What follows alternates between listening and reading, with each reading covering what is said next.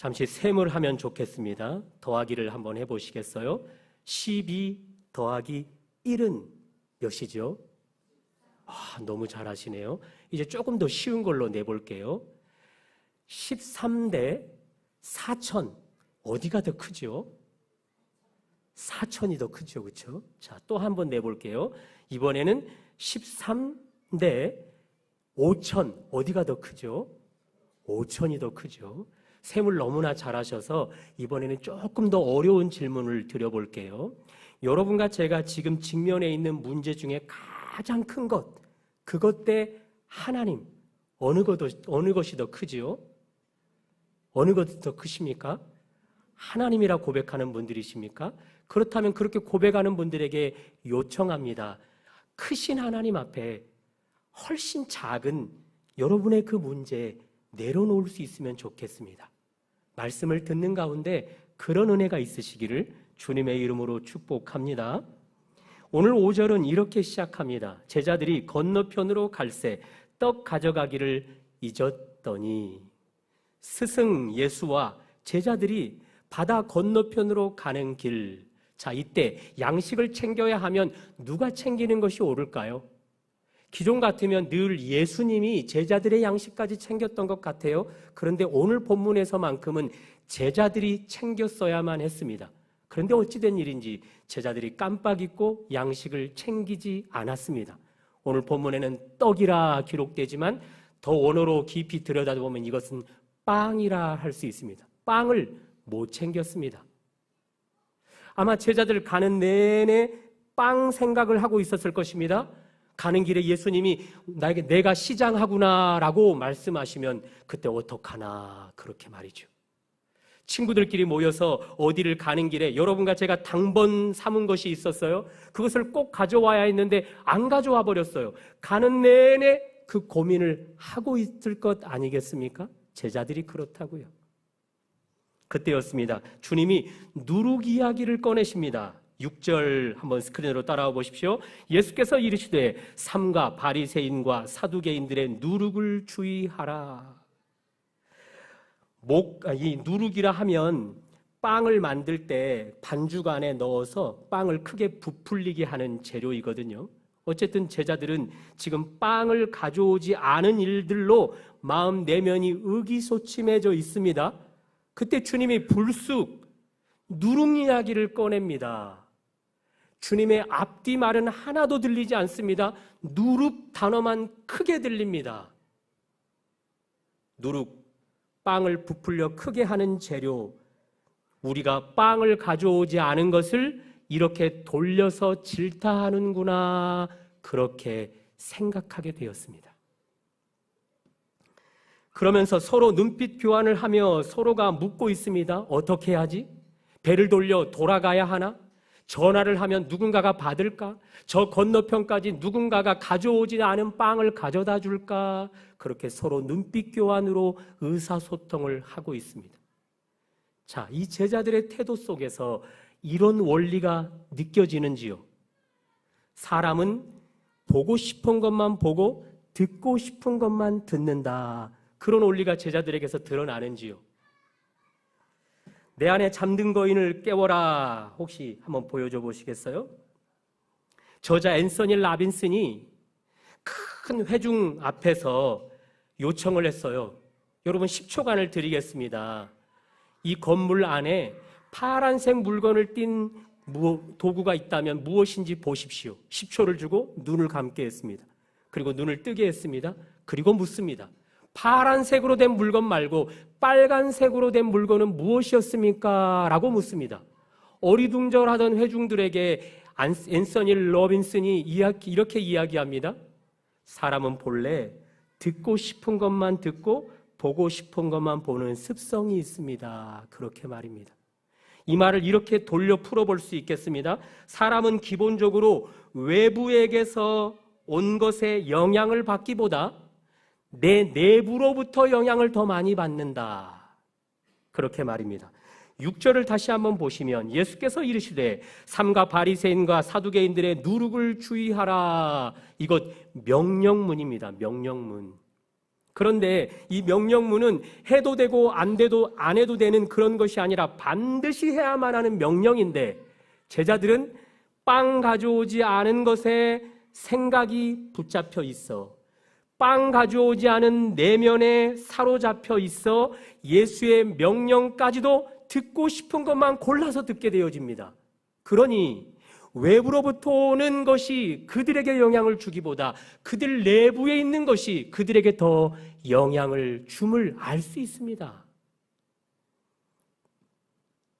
다만 여러분, 사람이 듣고 싶은 것만 듣고 보고 싶은 것만 받는 이 특징, 1차적인 특징은 그대로 고집을 할 때 이것이 마중물이 되어서 2차적인 특징을 가져옵니다. 한번 따라해 보시겠습니까? 과거에 머물게 하다. 우리 지난주 설교 제목이 기억나나요? 과거를 벗다 였는데 보고 싶은 것만 보고 듣고 싶은 것만 보면 여전히 과거에 머물러 살게 하는 인생 되게 한다. 그것입니다. 앤서니 라빈스는 아까 보여주었던 그 사진의 주인공은 원래 과거의 직업이 큰 건물을 청소하는 청소업자였어요. 건물을 청소하는 과정, 직업의 귀천이 어디 있겠습니까? 그 일에 만족만 가지면 그 청소하는 일들도 매우 귀한 것이지요. 그런데 그는 그렇지 못했습니다. 늘 마지못해 하는 직업이었고 늘 신세한탄을 하면서 임했습니다. 그러던 어느 날 이런 깨달음이 있습니다. 아하, 지금까지 나는 듣고 싶은 것만 듣고 보고 싶은 것만 보려 했구나. 외부의 것을 수용해서 변화를 일으키는 일에 열심을 내지 않았구나. 사실 그런 깨달음이 수차례나 몇 번 더 있었는데 그는 묵인하고 묵인해왔었던 자였습니다. 그런데 그날만큼은 그 깨달음을 마음에 품고 하루하루 거듭거듭 훈련을 하기 시작했습니다. 시간이 지났습니다. 어떤 결과가 펼쳐졌을까요? 어느 날 개인 자가용 헬리콥터에 타서 큰 강연장으로 가던 상공에서 아래를 내려다보는데 익숙한 빌딩 건물이 드러납니다. 과거 그가 청소했던 건물이었습니다. 사랑하는 여러분, 보고 싶은 것만 보고 듣고 싶은 것만 보는 그런 삶에서 우리 돌이킬 수 있기를 바랍니다. 이제는 나를 새롭게 하기 위해 다가오는 외부의 것에 마음을 열 수 있기를 바랍니다. 고집함으로 과거의 삶에서 벗어나지 못하게 했던 삶에서 새로운 인생으로 살아갈 수 있는 여러분과 제가 될 수 있기를 바랍니다. 다만 여러분과 저는 외부에게서 여러 가지 것에 영향을 받겠지만 저는 그 외부의 것에서도 예수의 것에 영향을 받기를 요청합니다. 여러분과 저의 삶에서 계속해서 외부의 것이 들려올 때 그건 무분별하게 다 받아들이지 말고 예수의 것이라면 받아들이십시오. 예수를 전하는 복음은 받아들이십시오. 하나님 나라를 증거하는 성경 말씀은 받아들이십시오. 그때 여러분과 제 삶의 변화 이루어질 것입니다. 외부의 것을 수용할 때 예수의 것에 마음을 열자 말씀을 드렸습니다. 우리 다시 한번 6절을 보시겠습니다. 예수께서 이르시되 삼가 바리새인과 사두개인들의 누룩을 주의하라. 여기 누룩이 도대체 무엇인가? 오늘 본문 안에서 그것을 친절하게 풀어주고 있습니다. 12절입니다. 그제서야 제자들이 떡의 누룩이 아니요 바리새인과 사두개인들의 교훈을 삼가라고 말씀하신 줄을 깨달으니라. 그렇습니다. 주께서 명령하신 누룩은 빵을 부풀리게 하는 누룩이 아니었습니다. 종교 지도자들 사두개인과 바리새인들의 교훈을 주의하여 들으라 였습니다.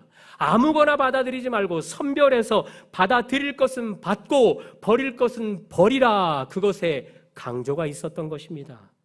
그러니 예수님의 명령 안에서 우리 외부의 것으로 우리가 변화되어지면 삶이 변화되어지는데 그 외부의 것이 다 좋은 것만 있는가? 그렇지 않다는 것입니다. 그 외부의 것 가운데 얼마든지 나쁜 것들이 있기 때문에 무분별하게 외부의 것들을 받아들이면 안 된다는 것이지요. 조금 더 바리새인과 사두개인들의 누룩을 살펴보면 좋겠는데요. 이 바리새인과 사두개인 종교 지도자들이라 계속해서 강조를 드리고 있어요. 이들이 앞서 예수님 앞에 2차례나 나왔어요. 마태복음 12장에서 한 차례, 그리고 마태복음 16장 초반절에서 한 차례 나올 때마다 이들은 예수께 표적을 요청했습니다. 초자연적인 것을 보여주세요. 기적, 이적을 보여주세요 라고. 이미 우리 예수님 그들에게 많은 표적, 초자연적인 것, 기적을 보여주었습니다.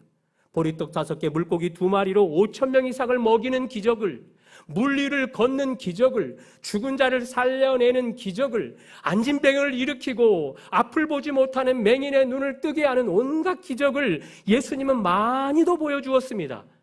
그런 예수 앞에 또 다른 표적을 보여달라 요청하는 것은 그 표적으로 예수님을 믿겠다라는 의도가 있는 것이 아니라 마태복음 16장 1절에 있는 것처럼 예수를 시험에 들게 하여 넘어뜨리고자 하는 수작인 것입니다.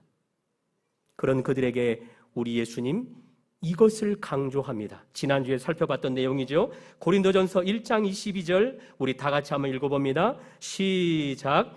유대인들은 표적을 구하고 헬라인은 지혜를 찾으나 우리는 십자가에 못 박힌 그리스도를 전하니 그리스도는 하나님의 능력이요 하나님의 지혜니라.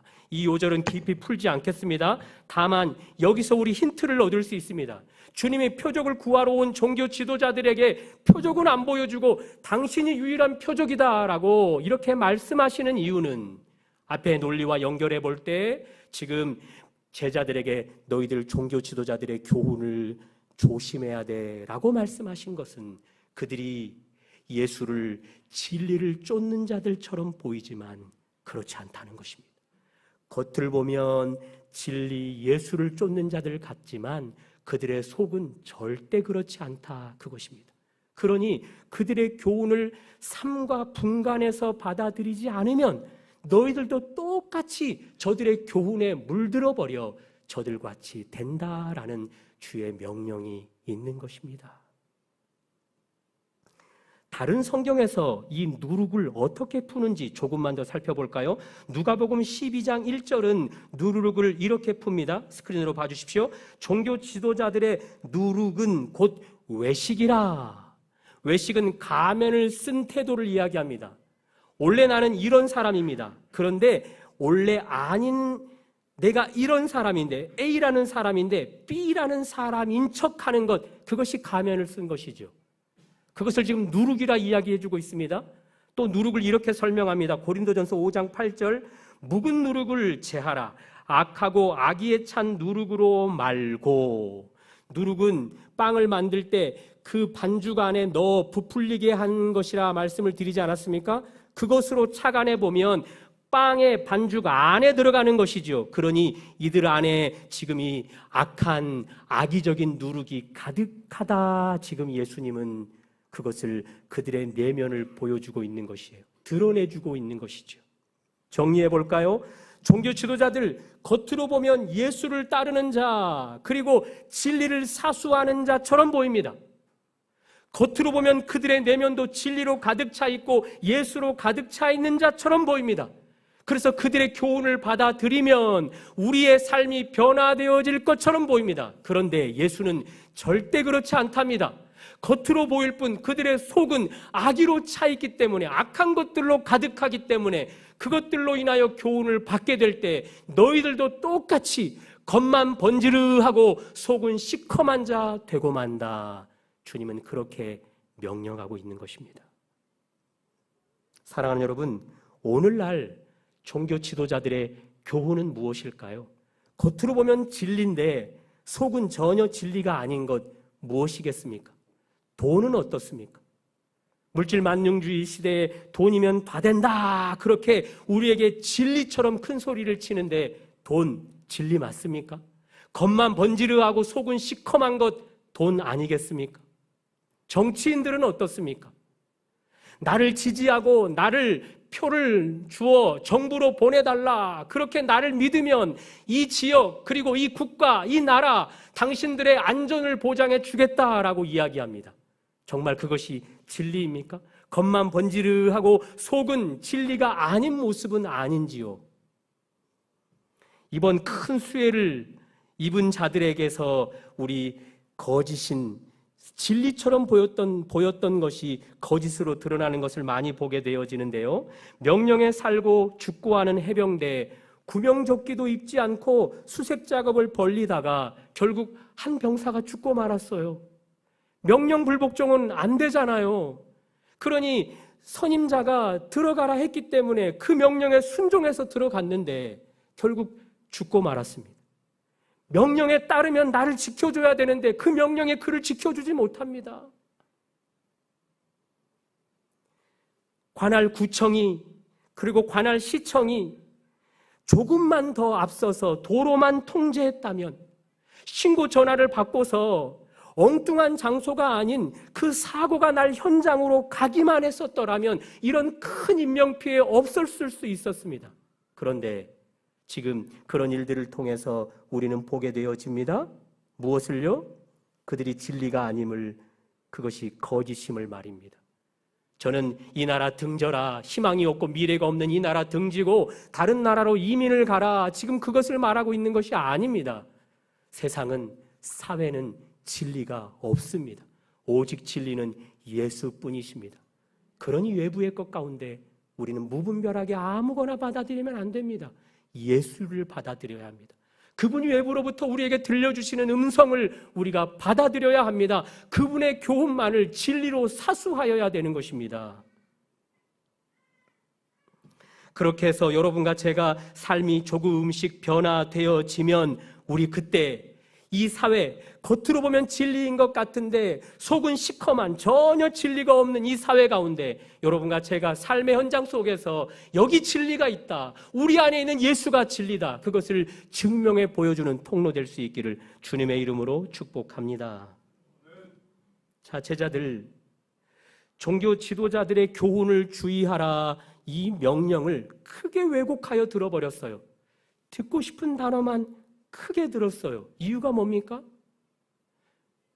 가져오지 않은 빵 때문입니다. 더 구체적으로 말씀드려보면 예수님의 제자 12명 그리고 스승 예수님 1명 하면 종합 13명의 식사를 준비 못한 것, 그것 때문에 예수의 명령을 크게 왜곡하여 듣게 되었습니다. 그런 제자들을 향해 예수님이 질타하듯 두 요절을 상기시켜 줍니다. 자, 9절입니다. 우리 예수님의 마음으로 한번 읽어볼까요? 9절 시작. 너희가 아직도 깨닫지 못하느냐? 떡 5개로 5,000명을 먹이고 주운 것이 몇 바구니며? 보리떡 5개, 물고기 2마리로 예수님께서 5,000명을 먹이셨습니다. 그때 떡 5개, 물고기 2마리 누가 제출한 줄 아십니까? 제자들이 제출했습니다. 그거 가지고 제자들이 보는 앞에서 예수님은 한 번에 기적으로 5,000명 이상을 먹이셨습니다. 그러니 예수님은 제자들에게 셈을 할 것을 말씀하고 계십니다. 5,000대 13, 어느 것이 크냐? 5,000명을 한 번에 기적으로 먹일 수 있는 나를 앞에 두고서 너희 더하기 나 도합 13을 고민하는 것이 옳으냐? 주님은 그렇게 셈하기를 명하고 계시는 것입니다. 이것이 마태복음 14장에 기록된 내용입니다. 그리고 이제는 10절을 우리 다 같이 또 한번 읽어봅니다. 스크린으로 한번 읽어봐 주십시오. 시작. 떡 7개로 4,000명을 먹이고 주운 것이 몇 광줄이었는지 기억하지 못하느냐? 동일합니다. 예수님은 5,000명만 먹이실 뿐만 아니라 4,000명도 먹이셨던 이적을 베푸신 분이셨습니다. 똑같이 제자들이 제출한 것, 보리떡 7개, 물고기 2마리로 4,000명을 제자들 앞에서 먹이셨던 주님입니다. 그러니 주님은 제자들에게 말씀하시는 거죠. 4,000명 대 13명 어느 것이 더 크냐? 그렇게 세말할 것을 주님은 명령하고 계시는 것입니다. 4,000명을 너희들 눈앞에서 먹인 나를 앞에 두고서 나와 너희를 포함한 13을 걱정하는 것이 옳으냐? 주님은 그렇게 명령하고 계시는 것입니다. 여기서 알 수 있습니다. 제자들이 하나, 둘, 셋, 셈을 못해서 예수님의 바리새인과 사두개인들의 누룩을 주의하라, 이 말을 왜곡한 것이 아닙니다.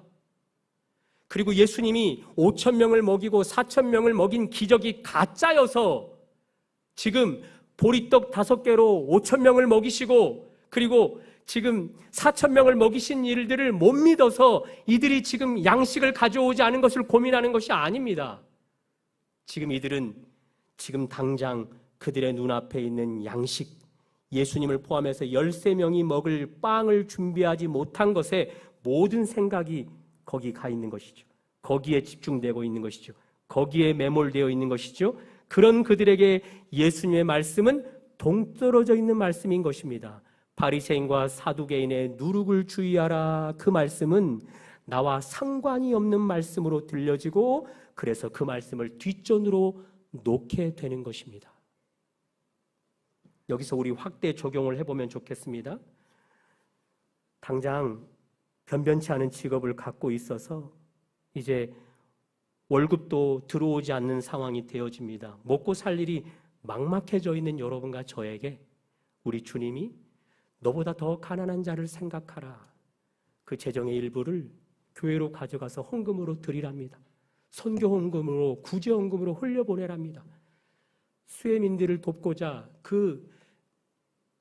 그들을 피해를 돕고자 너희들이 그 부분을 기부금으로 좀 냈으면 좋겠다라고 말씀하십니다.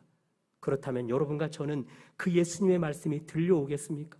당장 먹고 살 일에 걱정인 나에게 예수님의 말씀은 동떨어져 있는 나와는 상관없는 말씀인 것입니다. 그 말씀은 뒷전으로 놓을 수밖에 없는 것이죠. 내일 기말고사를 보게 되어집니다.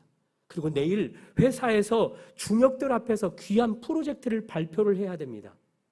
오늘이 주일인데 주님은 여러분과 제게 아직 기말고사 준비가 덜 된 과목들 그거 내게 맡기고 너 먼저 예배를 드려야 된다. 그것이 더 중요하다. 그렇게 우리에게 권면해 오십니다.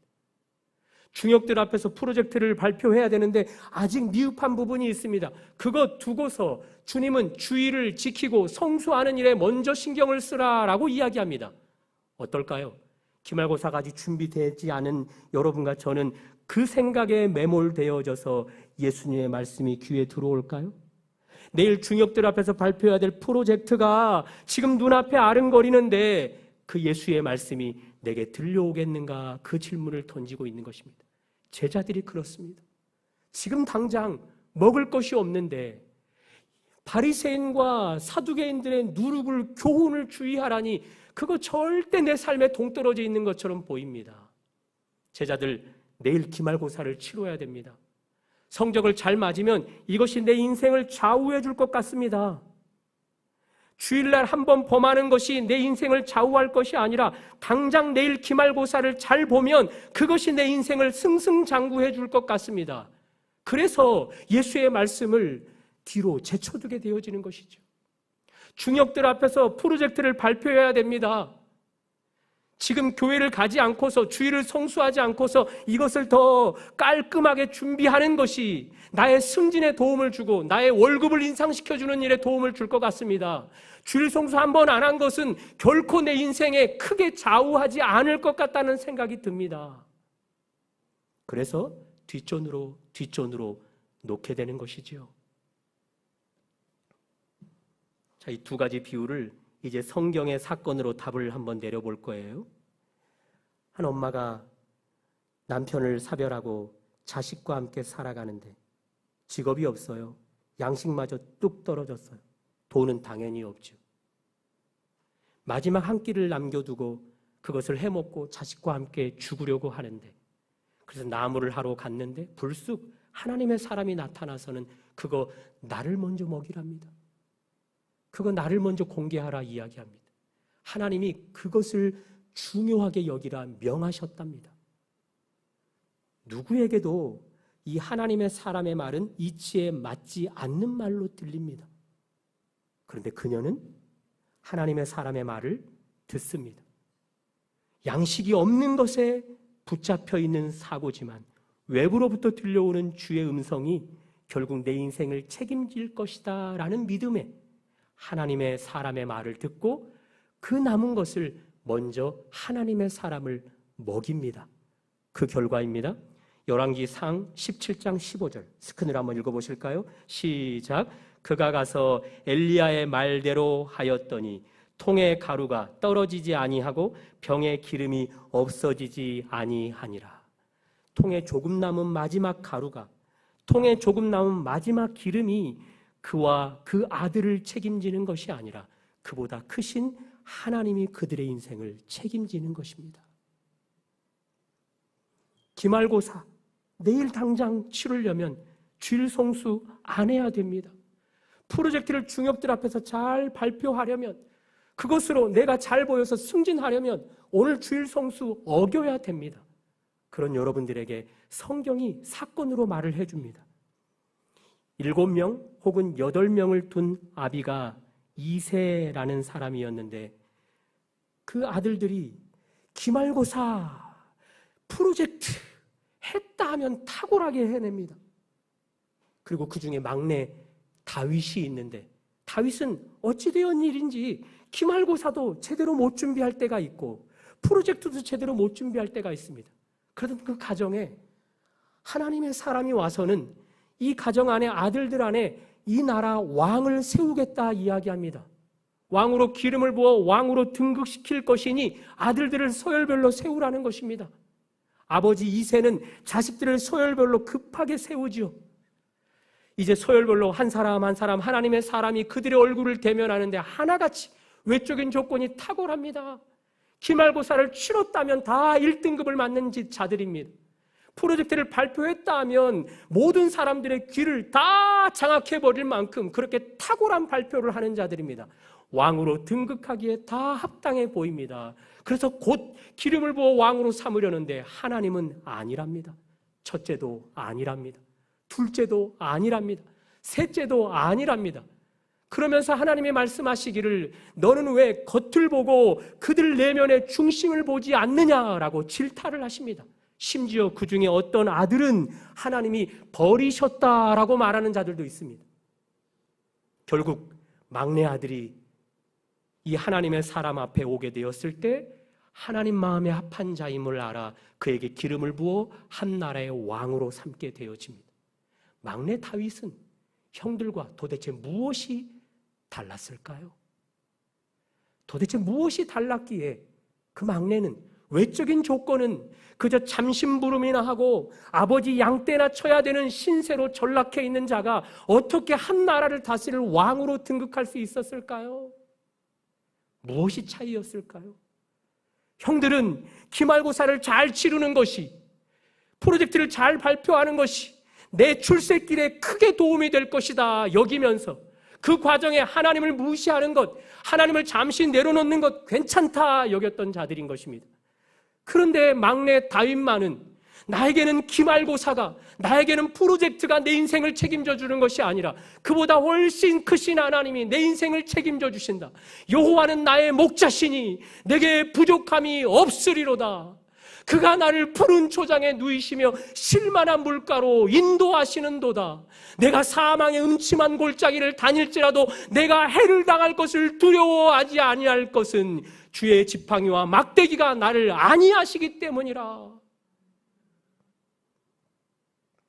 기말고사보다 더 크신 하나님, 그렇게 발표하는 프로젝트보다 훨씬 크신 하나님을 선택한 결과 막내 다윗은 외적인 조건을 다 갖춘 형들을 제치고 하나님이 왕으로 세워주시는 것입니다.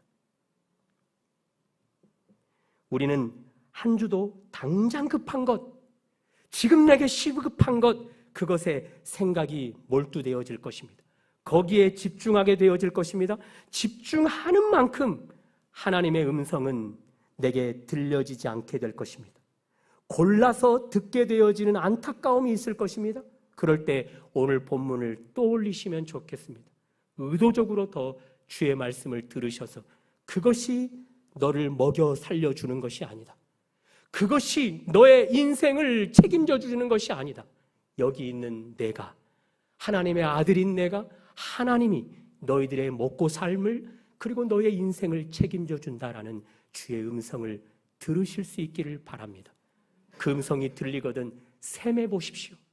여러분이 그토록 급하게 당장 여기 지금 하면서 필요로 여겼던 그것과 내게 외부로부터 들려주시는 주님과 어느 것이 더 큰지 그 큼을 확인했을 때 예수가 크고 지금 내게 당장 필요했던 그것이 작아 보인다면 우리 넉넉한 마음으로 예수보다 작은 것 내려놓을 수 있으면 좋겠습니다.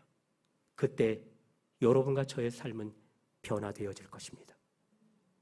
그런 은혜가 주님과 내게 당장 필요해 보이는 그것과 셈해 보시는 여러분과 저에게 있으시기를 주님의 이름으로 축복합니다.